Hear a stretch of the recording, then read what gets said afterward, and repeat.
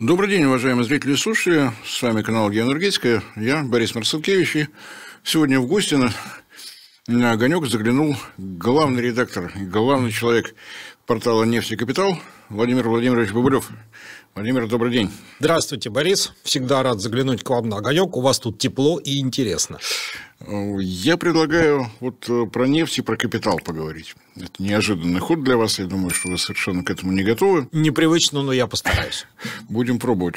Если лет 120-130 назад произнести по-русски слово «нефть», второе слово, которое выскакивало в голове в ассоциативном ряду – Ротшильд.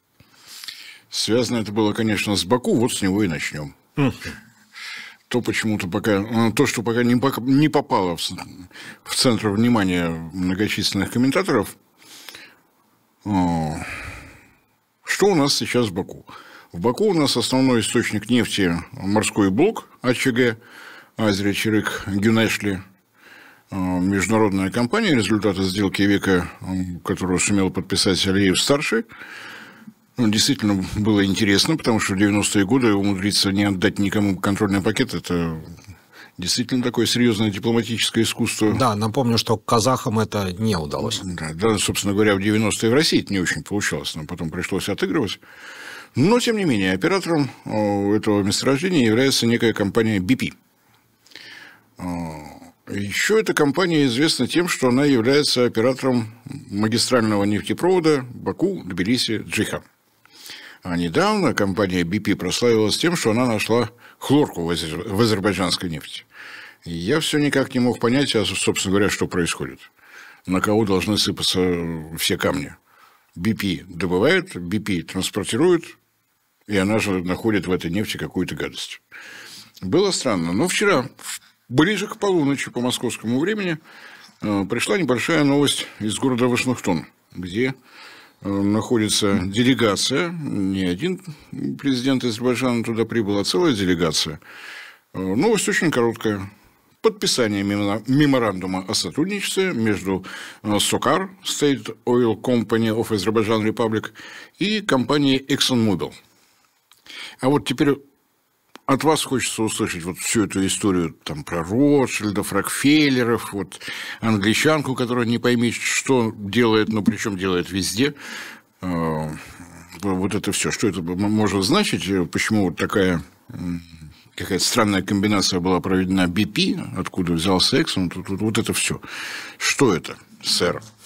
Это действительно любопытная история. Прежде всего, BP – это какая BP?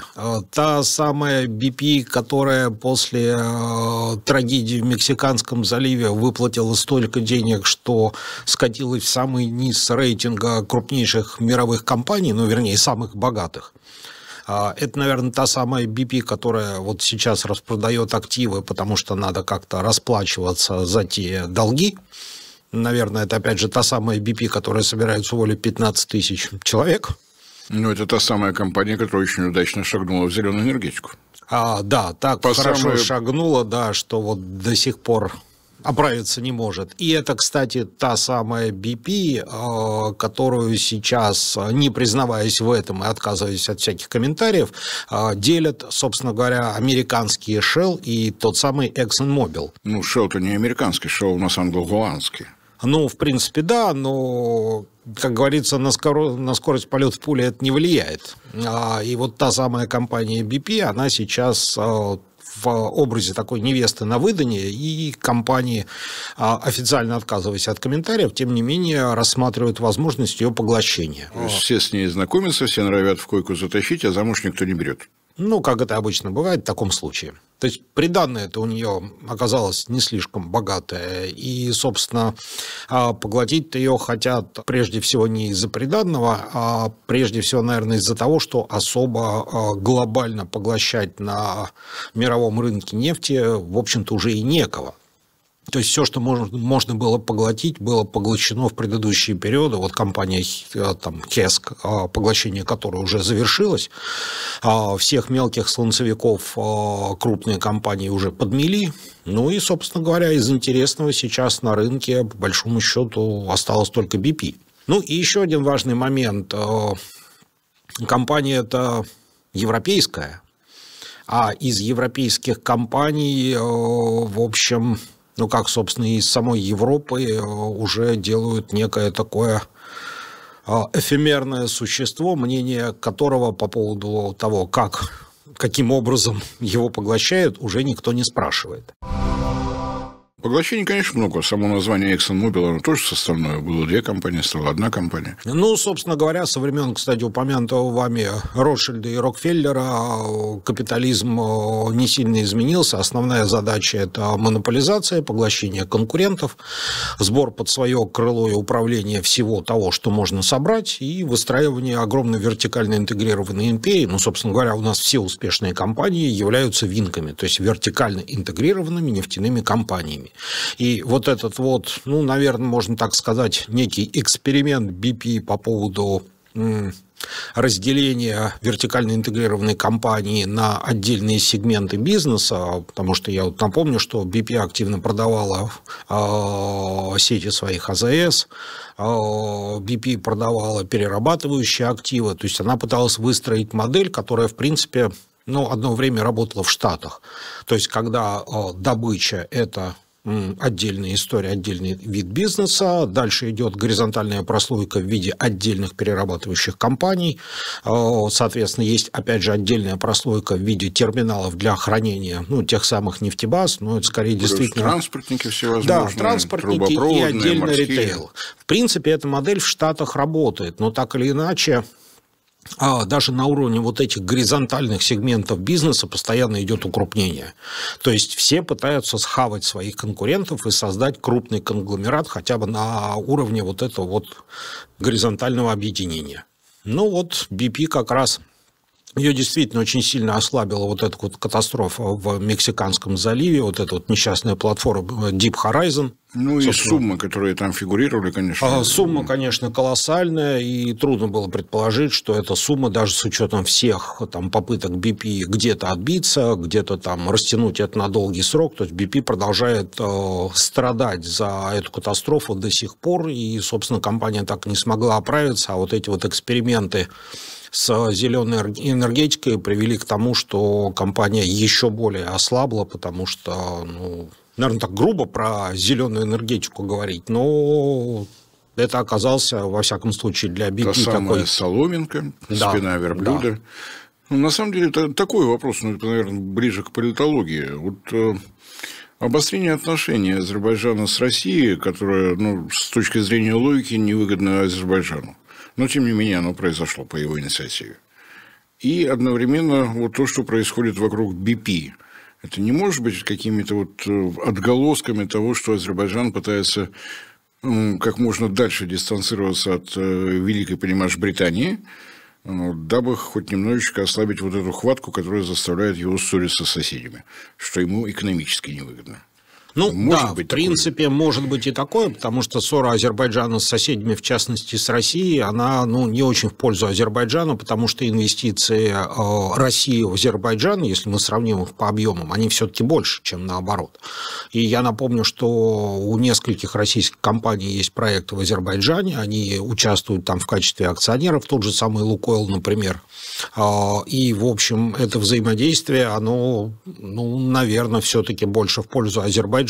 Оно выгоднее, потому что одной нефтью и газом сыт не будешь, а, допустим, перспектива все-таки до завершения западного маршрута международного транзитного коридора север-юг – это дополнительные деньги, это развитие железнодорожной сети и дополнительные рабочие места. Что если, опять же, не срываться на какие-то эмоции, если посмотреть на поступление в государственный бюджет Азербайджана, ну, под 80% нефть и газ. Естественно, это блюдо надо разнообразить. И вот перспектива заниматься морскими перевозками, если на центральном маршруте севера-юга возможность дождаться завершения строительства железнодорожной ветки по территории Ирана, там, да, очень сложный участок, но не такой длинный. В принципе, в навалочку, если не пускать РЖД, то за 2 года можно сделать. Если пускать РЖД, то за 10. Ну ладно, это мы сорвались. Ну, посмотрим. На самом деле, вот никаких подробностей, о чем был меморандум, что там написано, какие сроки, какие проекты, вот ничего нет. Полный туман, красивый видеоряд в присутствии президента Азербайджана. Главы двух компаний сели за стол, подписали некие бумаги в папке и разошлись. Будем надеяться, что начнется рабочая неделя, делегация вернется, может быть, пресс-служба САКАР что-то скажет, какие-то комментарии будут. Что у нас еще развеселого нефтяного было? Я не хочу касаться вот в первых строках развеселого Дональда Фредовича, у которого там пошлина налево махнул 500%, направо махнул 50%. ОПЕК+. ОПЕК+, который в очередной раз вбрасывает изрядную порцию, как изрядную, относительно, конечно, но те сокращения, которые ОПЕК+ на себя брал, потихонечку добровольная часть закончилась полностью. Да, фактически, да. И что это значит, и как реагирует рынок? Наверное, бурно падают цены, там что-то около нуля. Вот как раз падение составило около нуля. Рынок уже настолько привык, и более того, это решение было настолько ожидаемым и компаниями, и трейдерами, что ровным счетом с ценой на нефть практически ничего не произошло. То есть она вяленько дернулась, продемонстрировав некую такую символическую реакцию на это решение, и потом, собственно, вернулась обратно. Нефть перестала реагировать практически на все. То есть, что-то такое экстраординарное должно произойти. Это, видимо, как та самая мозоль на месте, куда все время там тыкают иголкой. Там уже настолько все загрубело, что перестало реагировать. А последний раз какие-то энергичные реакции нефтяные были только на конфликт между Ираном и Израилем. Может быть, вот после Ормузского такой встряски нефть успокоилась, решила вообще ни на что не реагировать. Все. Если перекрытие Ормузского пролива не состоялось, отстаньте. Все. Кстати, появлению этой мозоли способствовал вот тот самый Дональд Фредович, который на манер мальчика из сказки про волка, овец и неповеривших людей со своими этими пошлинами сейчас будет 500, а потом 100, а я сейчас запрещу Индии покупать российскую нефть, и потом вот эта вот цитата прекрасная: «Я слышал, что Индия перестанет покупать российскую нефть». Как мне кажется. Я введу против России санкции, хотя Россия умеет их обходить. Трейдеры уже даже придумали буквенный термин для обозначения вот этих телодвижений Трампа. Он, по-моему, называется TAPA, что означает, что Трамп, как пацан сказал, пацан передумал. Поэтому, в общем, действительно, реакции на вот эти вот телодвижения особо нет. Вот сегодня попытался приупасть газ на европейских рынках, в надежде на встречу Путина и Трампа, которые вот сегодня активно обсуждают. Газ попытался как-то так дернуться. Собственно говоря, казалось бы, а не все ли равно газу, встретится Путин с Трампом или нет? Вот оказалось не все равно. Я думаю, что, скорее всего, тут замешан наш любимый с вами американский инвестор Стивен Линч, который уже сделал экстравагантное заявление о том, что он готов купить оставшуюся ветку Северного потока, а буквально на днях он заявил, что готов поговорить с Болгарией о покупке ПХГ на территории Болгарии. Казалось бы, причем здесь Северный поток и ПХГ в Болгарии. Но напомню такую вещь. Сейчас через Болгарию, а до этого через Грецию, а до этого через Турцию, по турецкому игловому потокам в Европу поступает российский газ. То есть получается, что сейчас у нас фактически есть одна действующая ветка по поставкам российского газа на территорию Европы. Это, собственно говоря, вокруг этой самой западной и северной Европы, а именно через Европу Южную, через турецкий поток, через Балканы газ поступает в Европу. Потом, кстати, он оказывается еще и на Украине. Вернемся к вопросу, если что. И, соответственно, у нас сейчас есть вот этот вот самый Северный поток, недобитый, несчастный, которым еще можно пользоваться. Больше маршрутов поставок российского газа в Европу нет. Ямал-Европа не работает, и в ближайшее время не заработает. Исправен, но не работает. Такой самый простой вариант, если вам действительно нужен газ.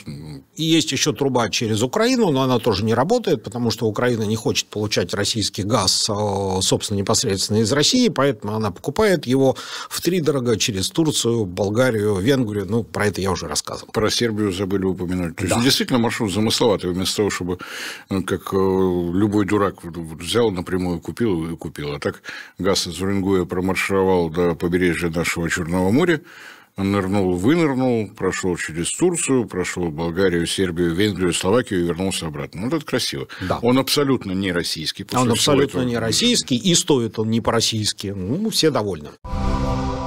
Дальше, что называется, следить за руками.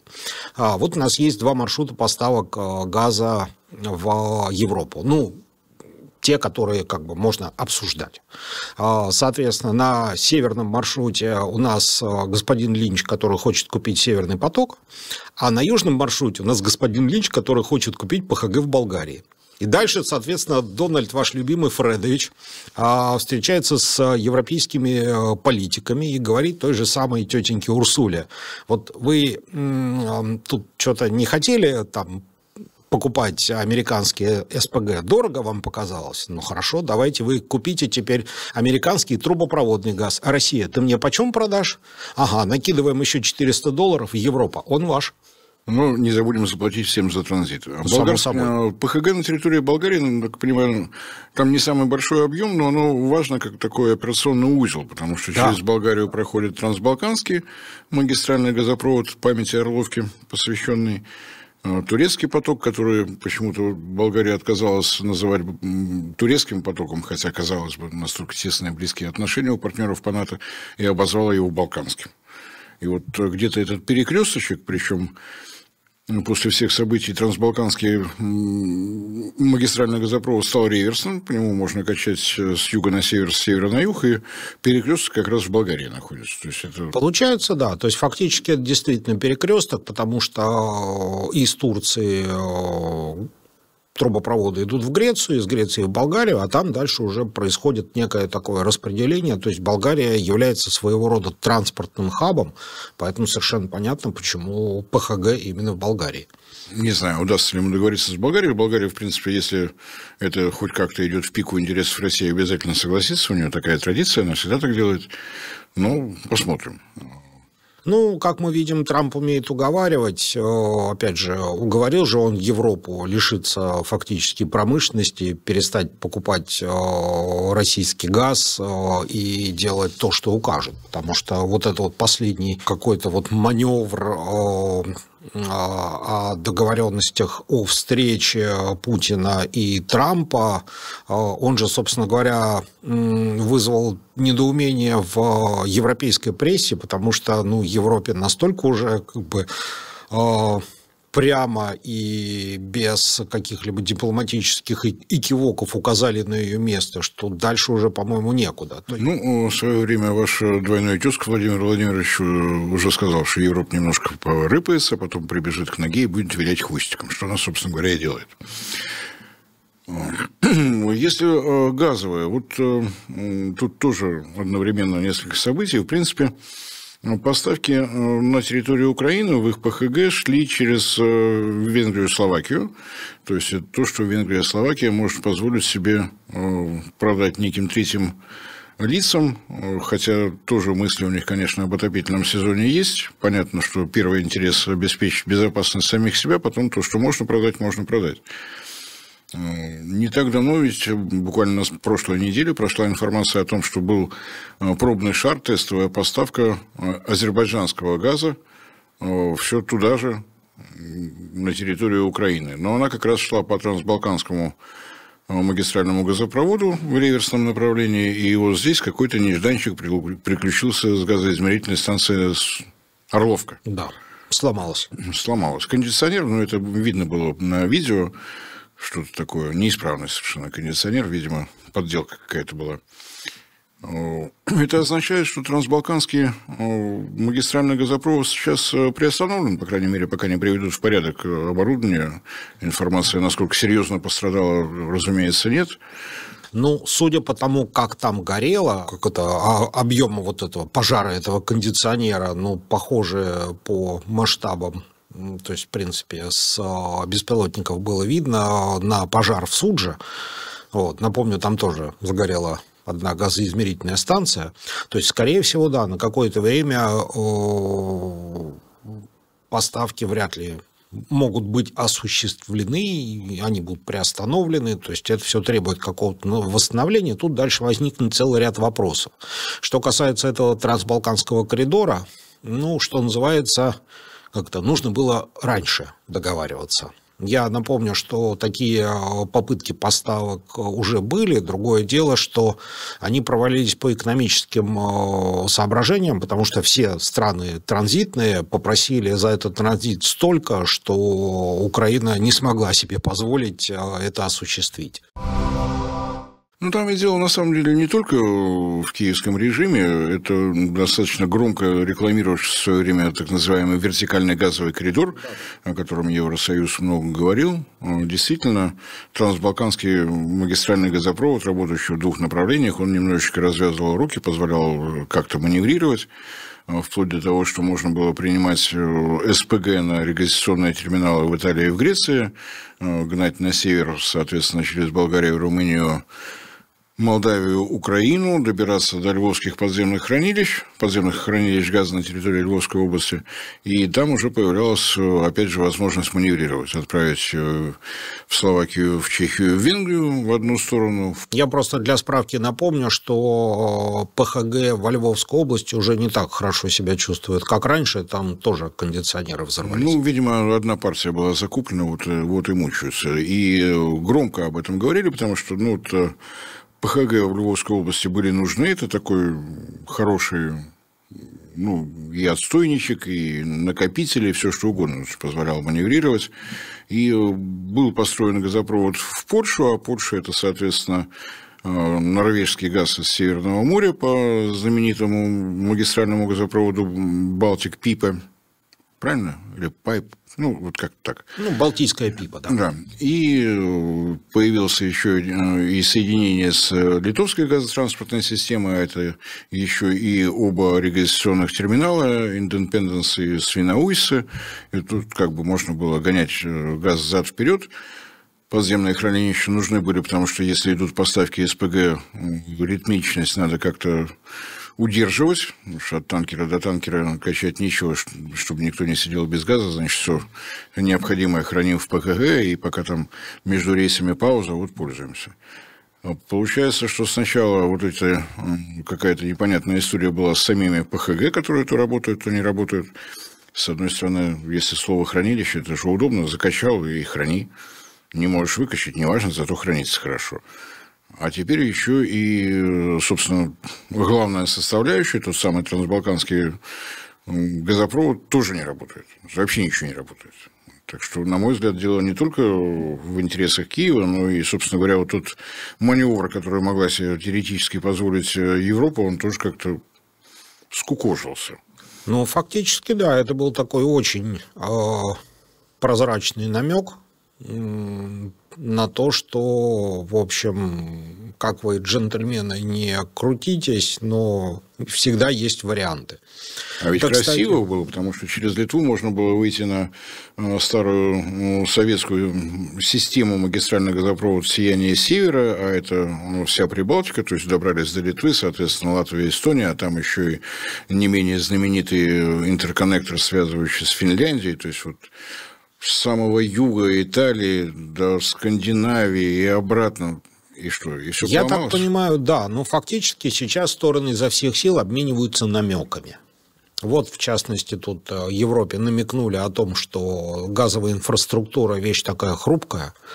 Тут, опять же, обменялись намеками по поводу поставок российской нефти через Балтику. Тут европейские некоторые страны задумались о том, что ведь на каком-то из танкеров теневого флота вдруг может что-то разлиться. Такая тень может появиться. Да. Причем... Кстати, один раз появилась. Собственно, да. Опять же, эксперименты по этому вдруг что-то может разлиться, уже проводились. Несчастный танкер Каала, который у причальной стенки Усть-Луги аж 3 раза взорвался. Соответственно, намекали, что вдруг что-то может приключиться такое с российским экспортом нефти через Балтику. Наши тоже намекнули, и один из танкеров пустили с сопровождением вертолета. Опять же, тут обменялись намеками по поводу Индии, поставок российской нефти в Индию. Тут как бы намекнули, что Индия может вдруг и перестать российскую нефть покупать. Вот. И тут же появились намеки о том, что, кстати, вот КТК тоже может вдруг перестать. Не, ну это только из-за дисциплины. То есть Владимир Владимирович берет под козырек, говорит, что нельзя продавать нефть, значит, не будем. У нас там пока такая нефть идет, поэтому закрываем. Да, то есть мне это напоминает историю про призывника, который очень хотел быть летчиком и о чем в военкомате сообщил. А военкоматовский доктор сказал ему, что он по зрению не подходит, а может выбрать любые другие войска. Он сказал, тогда я хочу в ПВО. А, собственно, почему в ПВО? Ну, если я не буду летать, никто не будет летать. Ну, ближе туда. Спасибо за ваше внимание. Не забывайте подписываться на все наши проекты. Не забывайте в обязательном порядке подписаться на сайт, на телеграм-канал «Нефтекапитал». Всем всего доброго. Вам, Владимир Владимирович, спасибо за ваш визит. До свидания.